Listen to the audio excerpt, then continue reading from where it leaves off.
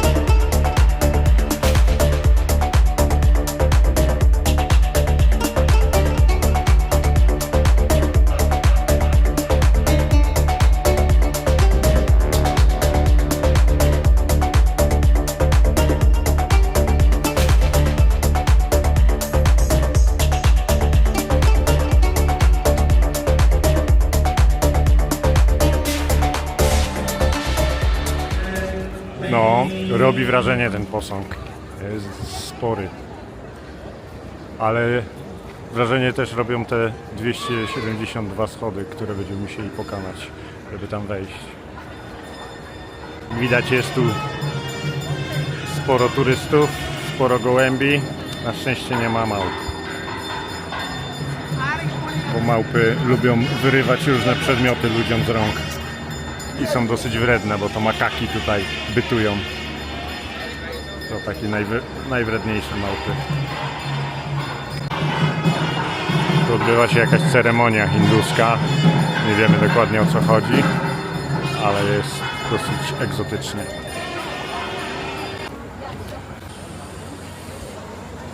No trochę jest tych stworów. Jest i małpa. Natalia, lubisz małpki? Lubisz. Jesteś z Polski. W Polsce każdy lubi małpki.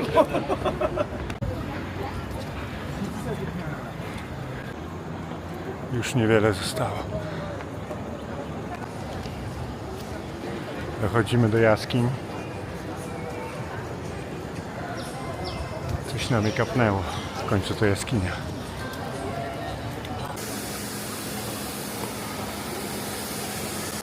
Konkretna ta jaskinia, co?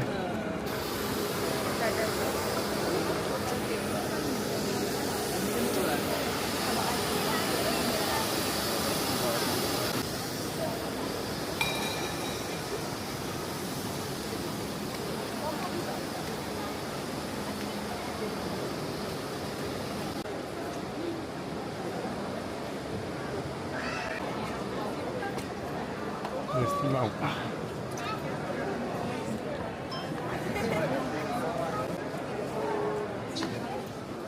Małpy są tu chyba większą atrakcją niż świątynia.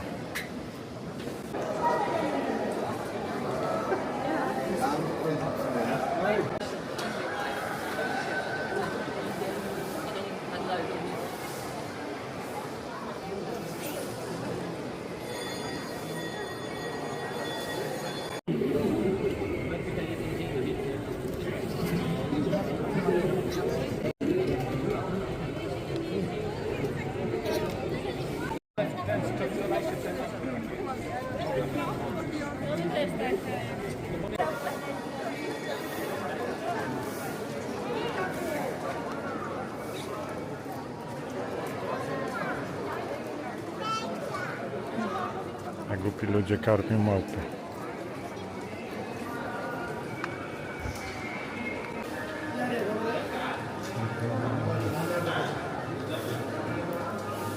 To taka hinduska komunia. Żartuję. No, nie wiem, co to jest.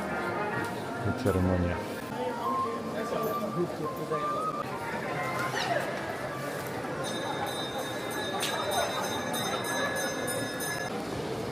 O, kawał jaskini.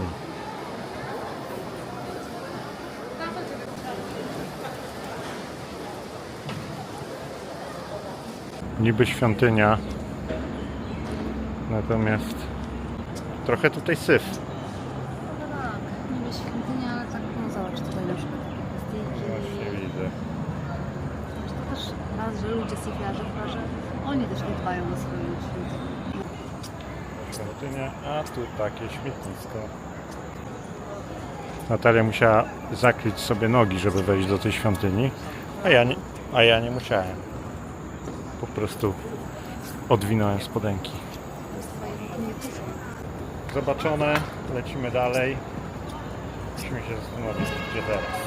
Weszli tymi schodami, że tak ciężko je pokonać. Szczerze mówiąc, nie stanowiły dla nas większego wyzwania. Może to dlatego, że codziennie robimy po 25 000 kroków po mieście. Ale tak szczerze, nie jest tak źle.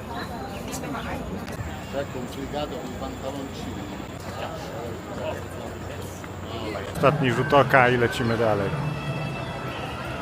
Tu jest cały kompleks tych świątyń. Tu jest kolejna. Tam jakiś posąg jakiegoś kolejnego bóstwa. Tutaj jakiś wielki ptak, orzeł. To jest posąg Lorda Hanumana. I kolejna hinduska świątynia. Sri Anjaneyar. Mam nadzieję, że dobrze to przeczytałem.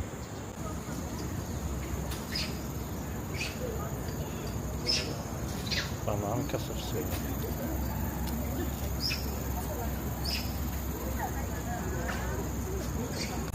Spodobało nam się jeżdżenie taksówkami tutaj, a właściwie taksówką w aplikacji, czyli Grabem. To za sprawą tego, że są one bardzo tanie, co wynika pewnie z faktu, że paliwo jest po 2 zł za litr. Nawet chyba mniej wychodzi. 2 ringgity, tak? No to mniej. No, tak naprawdę, żeby dostać się na drugi koniec miasta, płacimy jakieś 15 ringgitów, czyli jakieś 12 zł, więc naprawdę oszczędzamy nogi i jeździmy tutaj tym Grabem, bo naprawdę nie ma co się silić na komunikację miejską, naprawdę, żeby zaoszczędzić tam, nie wiem, 5 zł. Zazwyczaj poruszamy się komunikacją miejską na naszych wyprawach, natomiast i unikamy taksówek, natomiast tutaj jak najbardziej jest to wskazane. Teraz jedziemy spotkać się na lunch z moją koleżanką z pracy, Sahirą, która pracuje w tej samej firmie, tylko że w Malezji. No i mamy tutaj danie nasi lemak. A ty masz co? Mee goreng. A to moi znajomi z pracy, Sahira, Sha i reszta zespołu. Pozdrowienia. Coś typowo malezyjskiego, czyli herbatę z mlekiem słodką. Jest to typowa malezyjska herbata, nie powtórzę nazwy, ale jest bardzo dobra. Smakuje właściwie trochę jak kawa. To jest jak bawarka, co? No tak, to jest coś jak bawarka. Już po lunchu, teraz wybieramy się na zwiedzanie dzielnicy Little India, czyli Małe Indie. I nagle przenieśliśmy się w zupełnie inny świat. Teraz jesteśmy w Indiach.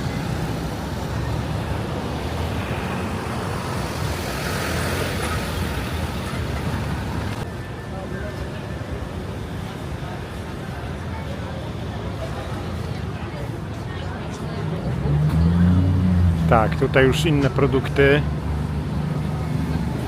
sprzedają.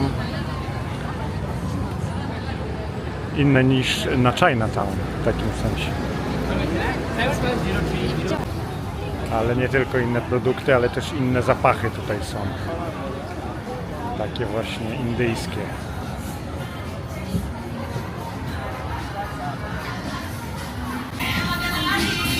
A tutaj To nie są zwolennicy nazistów, tylko symbol swastyki jest używany w religii hinduskiej.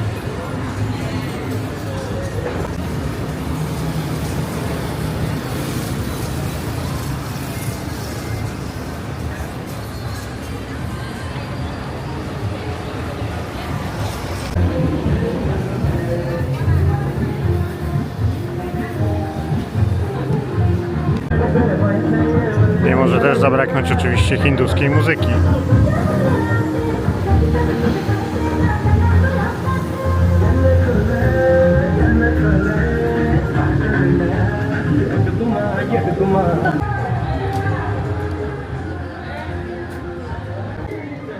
Tutaj robią jakieś plecionki z kwiatów. Mamy zapach kwiatowy. Jeszcze raz widzimy w Malezji sklep alkoholowy, typowo alkoholowy. W zasadzie poza centrum, a dalej tu jest pełno wieżowców. W ogóle w Kuala Lumpur jest bardzo dużo wieżowców. Byliśmy przed chwilą na lunchu w zasadzie za Kuala Lumpur, na przedmieściach, i tam też było pełno wieżowców i biurowców. No, a tu brama wjazdowa do Little India Brickfields. Nie jest za duże to Little India, ale pewnie dlatego nazywa się Little India.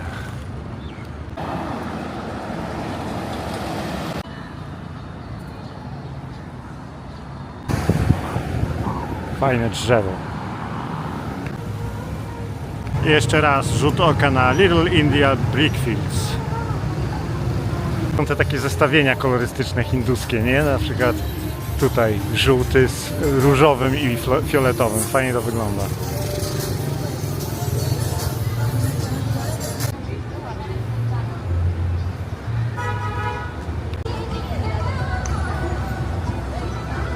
Muzyczka indyjska, od razu człowiek się czuje jak w Indiach.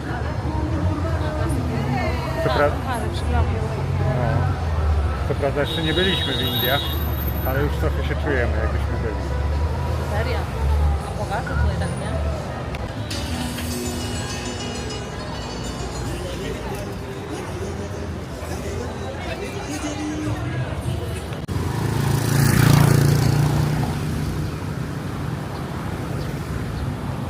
Mówiłem to już w odcinku z Malaki, ale powtórzę to teraz też, że tutaj zauważyliśmy, że te wszystkie wieżowce mają kilka kondygnacji naziemnych. Pierwszych to są kondygnacje parkingowe, tak jak tutaj widać.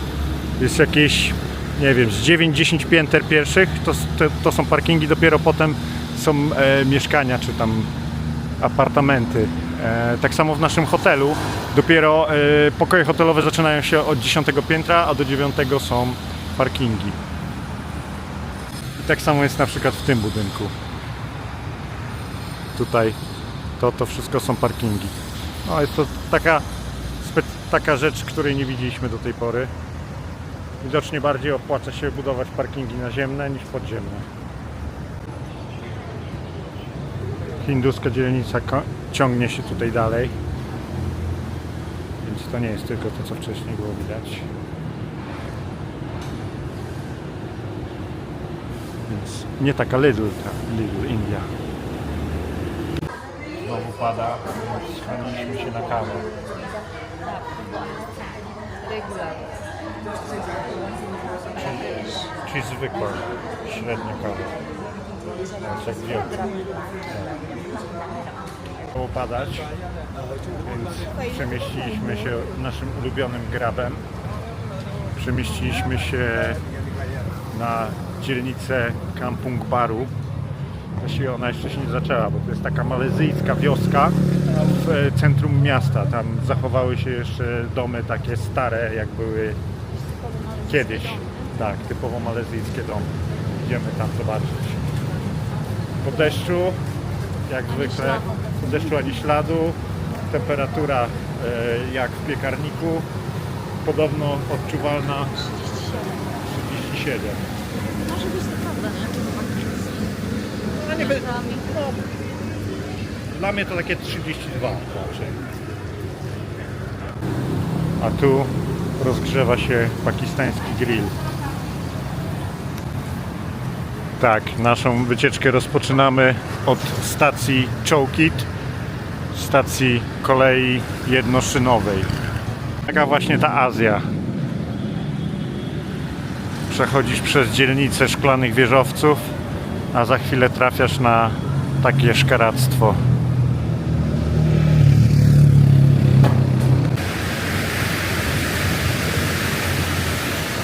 O, właśnie przyjechała kolejka monorail. Śmieszne mamy tu, nie?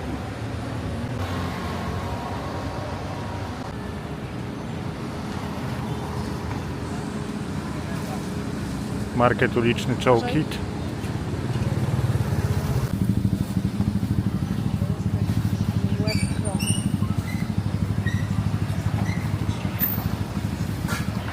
O, żywą kurę można sobie tam kupić. A tutaj wołowina.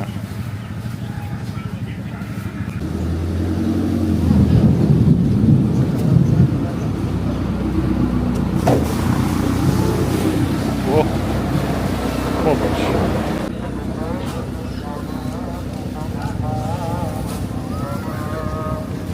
A tutaj rzeczy, których nie ma u nas. Pataty i maniok. Ma jakieś takie ślimaki morskie się ruszają. Tu jakieś też dziwne rzeczy, nie wiem co to jest nawet. No, jest sporo takich dziwnych rzeczy. Tam z tego co widzę, tu imbir, tam dalej galangal. O, są kalamansi. Jesteśmy już na kampung baru, wchodzimy tu, ten targ Chowkit przechodzi w kampung baru, czyli tą malajską wioskę. Tutaj widać taka typowo niższa zabudowa. Tu jest nasz hotel Platinum, a tu mamy bliźniacze wieże. Prażą się fistaszki.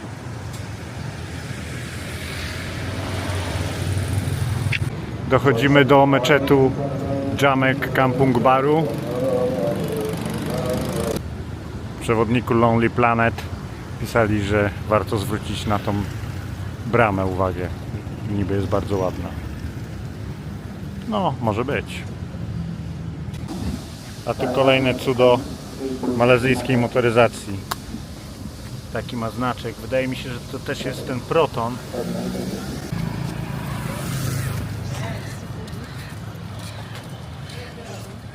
No jest tu sporo street foodu na tym kampung baru. Tą wioskę tak nie do końca widać, bo te wszystkie stoiska ją przykrywają. No widać, że jest wyraźnie biedniej i jest taka niższa zabudowa. No przechadzamy się dalej, zobaczymy. Jest tu sporo knajpek z jedzeniem i trzeba przyznać, że całkiem ładnie pachnie. A to charakterystyczny domek tej dzielnicy kampung baru. Jest on osadzony na palach i to jest drewniany domek. I takie domki były tutaj w tej dzielnicy, w tej osadzie, zanim powstało tu wielkie miasto. To jest taka enklawa starego Kuala Lumpur. A w tle Petronas Towers. Tutaj chyba najlepiej widać ten kontrast. Normalnie mieszkają ludzie.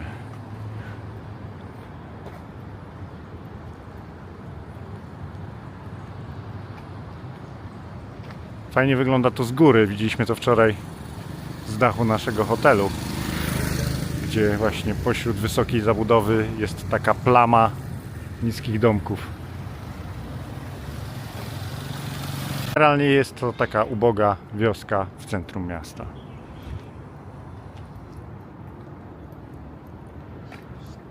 Zazwyczaj takie miejsca są na przedmieściach. To dziwne, że się to ostało tutaj w centrum. Teraz to atrakcja turystyczna.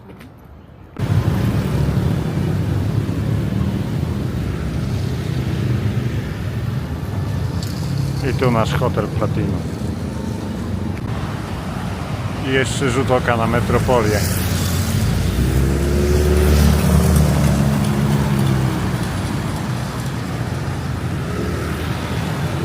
Taka ciekawostka. Tutaj w windzie nie ma pięter z czwórką, ponieważ czwórka w kulturze chińskiej jest liczbą pechową, więc nie mamy 4. piętra, tylko mamy piętro 3A. Nie mamy piętra 13, tylko mamy 13A. Nie mamy piętra 24, tylko mamy 23A. I to jest właśnie piętro, na którym bytujemy.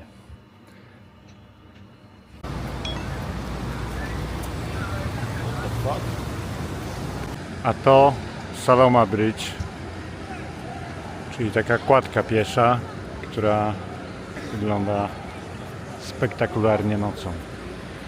Trochę przypomina łuski węża.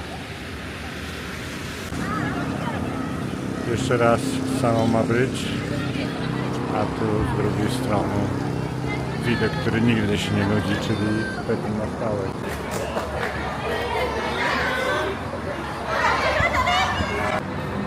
A my idziemy robić pranie. Bo skończyły nam się czyste rzeczy. Przynajmniej mi.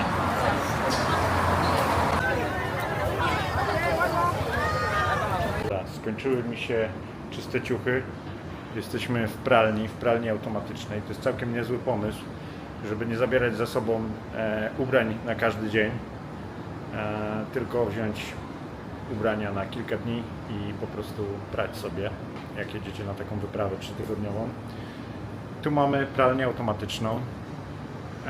Za 13 kg prania płacimy 5 ringgitów, czyli jakieś 4 zł, i za 13 kg suszenia płacimy 3 ringgity, czyli jakieś 3 zł z hakiem.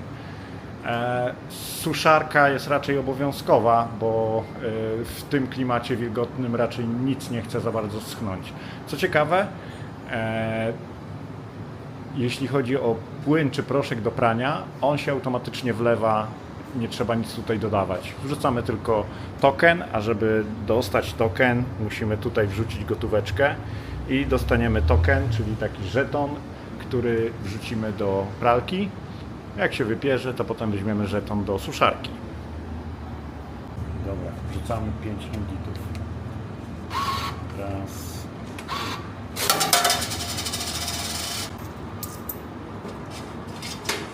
I mamy tutaj tokenki. Pranie wrzucone. Zaczynamy.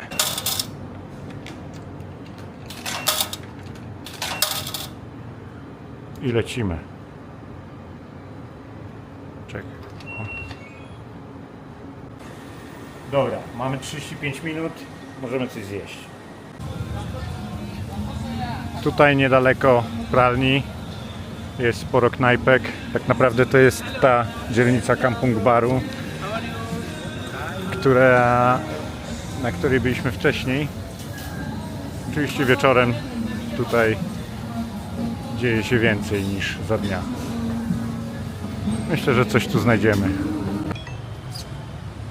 A tu brama wjazdowa do Kampung Baru. Czemu lubimy tak kuchnię azjatycką? Między innymi dlatego, że jest ona świeżą kuchnią. Wszystko robione jest na świeżo. Nie ma tutaj dań, które są pomrożone, tak jak w polskich restauracjach.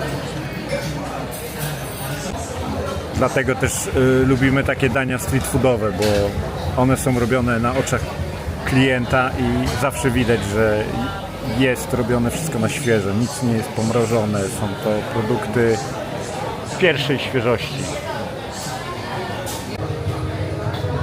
W oczekiwaniu aż zrobi nam się pranie, poszliśmy coś zjeść. Wjechało pierwsze danie.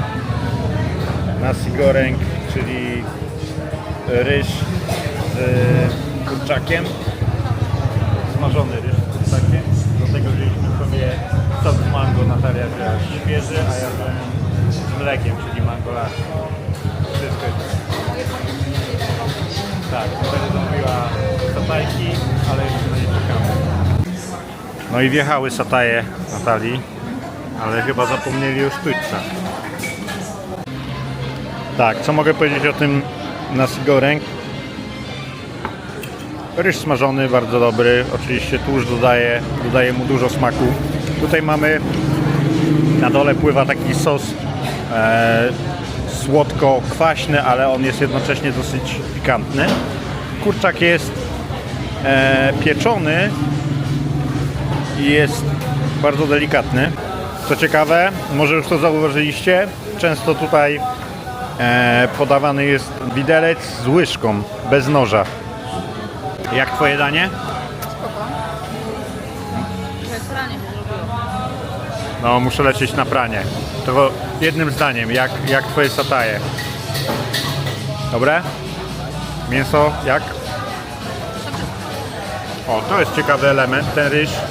Taki glutek. Taki glutek przygotowany, tak? Dobra, lecę pranie. Sos oczywiście jak do sataja, taki orzechowy. Pikantny. Pikantny. Dobra, lecę. No to teraz suszenie.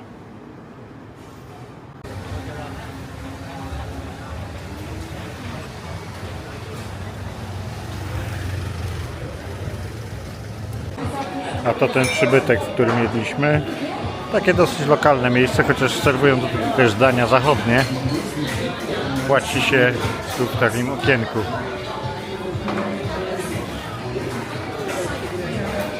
Ale w miarę dobre było. Idziemy po nasze pranie. Pranie zrobione. Można spokojnie podróżować dalej.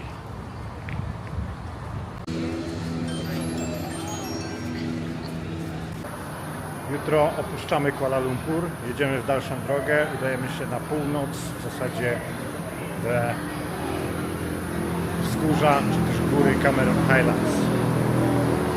Tam będziemy zwiedzać plantacje herbaty, będziemy tam trochę się wspinać, robić trekking.